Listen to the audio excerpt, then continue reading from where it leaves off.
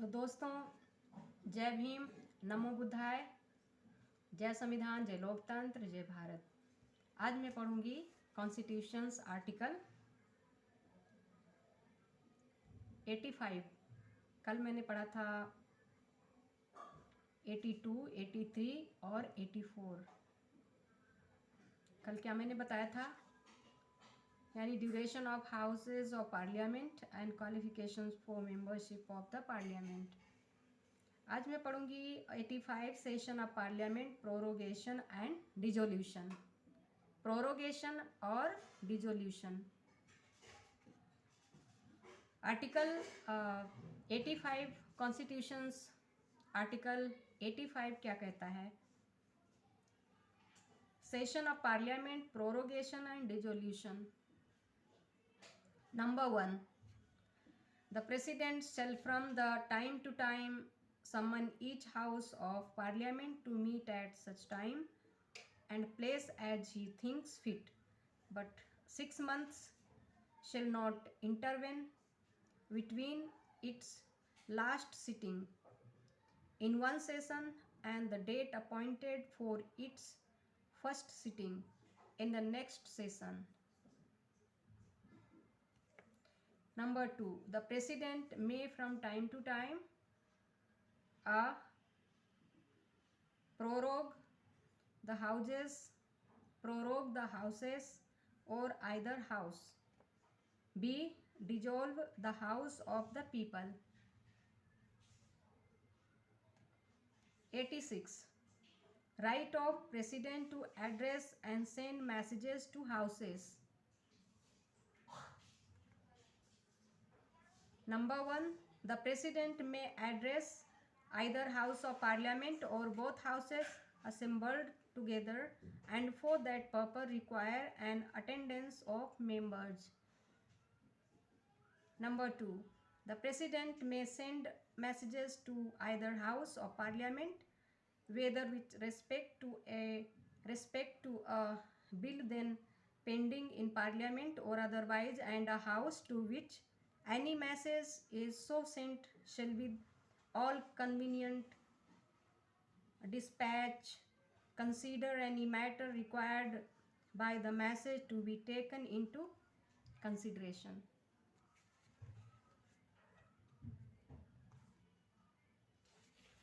अब मैं एक और पढ़ लेती हूँ।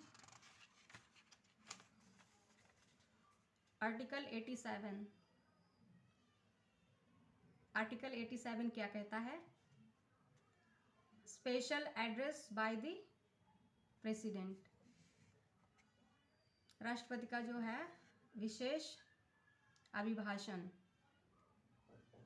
At the commencement of the first session after each general election to the House of the People, and at the commencement of the first session of each year the President shall address both houses of Parliament assembled together and inform Parliament of the causes of its summons.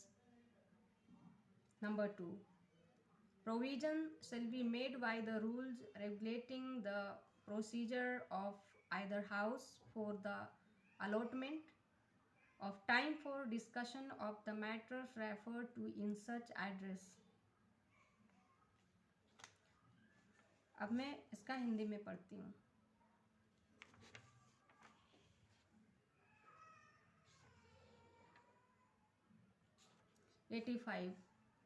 Article अनुच्छेद 85। संसद के सत्रावसान and विघटन। Number 1. राष्ट्रपति समय समय पर संसद के प्रत्येक सदन को ऐसे समय और स्थान पर जो वे ठीक समझे अधिवेशन के लिए आहूत करेगा, किंतु उसके एक सत्र की अंतिम बैठक और आगामी सत्र की प्रथम बैठक के लिए नियत तारीख के बीच 6 माह का अंतर नहीं होगा। नंबर 2. राष्ट्रपति समय समय पर का सदनों का या किसी सदन का सत्रावसान कर सकेगा। नंबर का लोकसभा का विघटन कर सकेगा। अनुच्छेद 86। सदनों में अभिभाषण का और उनको संदेश भेजने का राष्ट्रपति का अधिकार।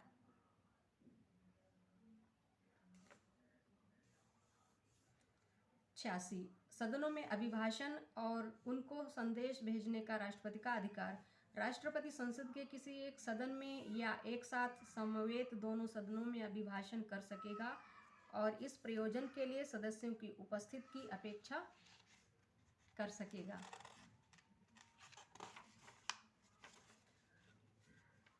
नंबर अनुच्छेद 87 राष्ट्रपति का विशेष अभिभाषण। नंबर 1 राष्ट्रपति लोकसभा के लिए प्रत्येक साधारण निर्वाचन के पश्चात प्रथम सत्र के आरंभ में और प्रत्येक वर्ष के प्रथम सत्र के आरंभ में एक साथ समवेत संसद के दोनों सदनों में अभिभाषण करेगा और संसद को उसके आह्वान के कारण बताएगा। नंबर 2 प्रत्येक सदन की प्रक्रिया का विनियमन करने वाले नियमों द्वारा ऐसे अभिभाषण में निर्दिष्ट विषयों की चर्चा के लिए समय नियत करने के लिए उपबंध किया जाएगा। अब मैं इसके अमेंडमेंट्स पढ़ लेती हूँ। इसके अंदर कुछ अमेंडमेंट क्या हुआ, कितना हुआ, कैसे हुआ, कब हुआ, ये थोड़ा थोड़ा सा देखते हैं। इंग्लिश में। Number 1 substituted by the Constitution 7th Amendment Act 1956 S4 for Articles 81 and 82 substituted by the Constitution 2nd substituted by the Constitution 35th Amendment Act 1974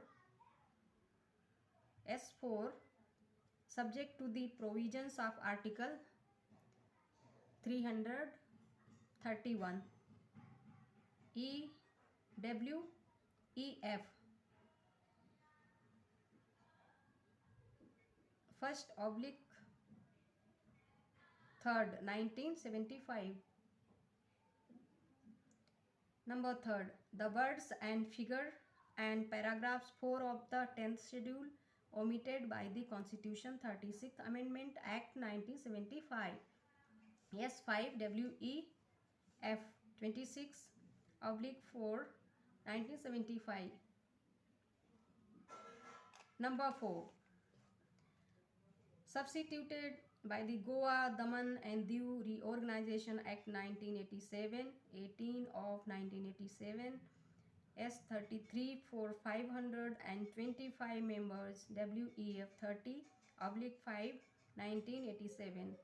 Fifth, substituted by the Constitution 31st Amendment Act 1973 S2 for 25 members. 6. Inserted by the Constitution 31st Amendment Act 1973 S2. 7. Inserted by the Constitution 42nd Amendment Act 1976 S15 WEF.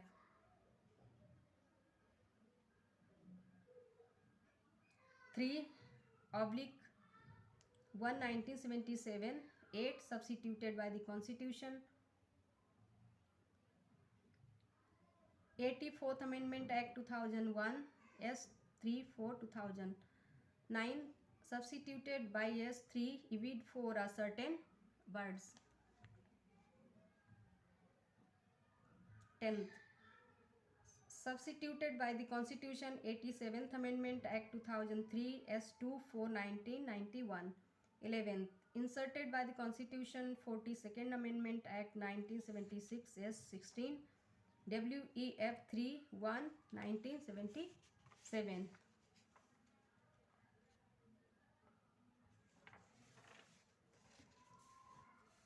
Hindi में।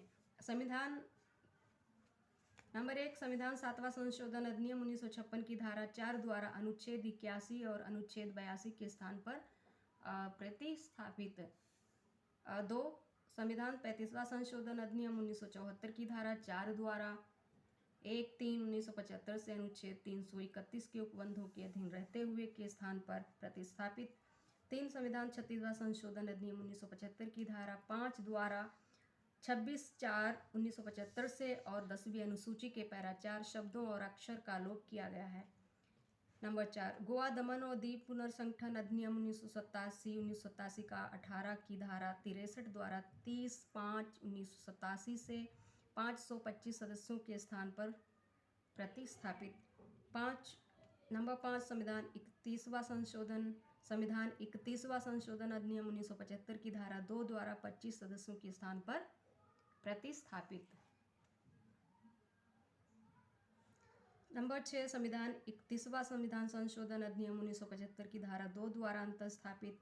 Number 7, संविधान 42वां संशोधन अधिनियम 1976 की धारा 15 द्वारा 3/1/1977 से अंतः स्थापित।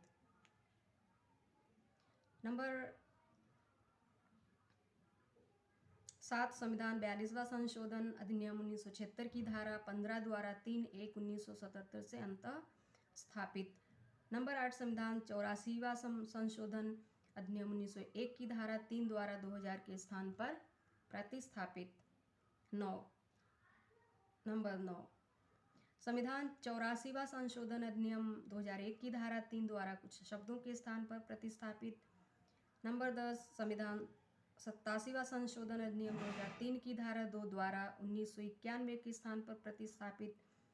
नंबर 11, संविधान 44वां संशोधन अधिनियम 1975 की धारा 16 द्वारा 3/1/1977 से अंतः स्थापित। तो दोस्तों ठीक है, मैं आपकी दोस्त संध्या मैम। मेरे चैनल को सब्सक्राइब करना ना भूलें, शेयर, कमेंट और लाइक प्लीज़। कल मैं पढ़ूंगी कॉन्स्टिट्यूशन के आर्टिकल 88,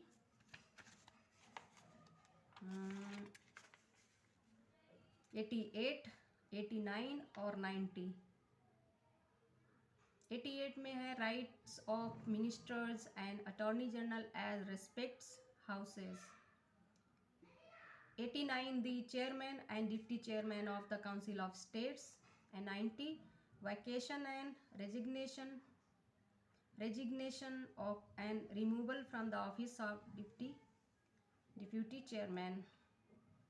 तो मैं इन अनुच्छेदों को यानी इन आर्टिकल्स को पढ़ूंगी कल। तब तक के लिए दोस्तों नमस्कार, जय भीम, जय संविधान।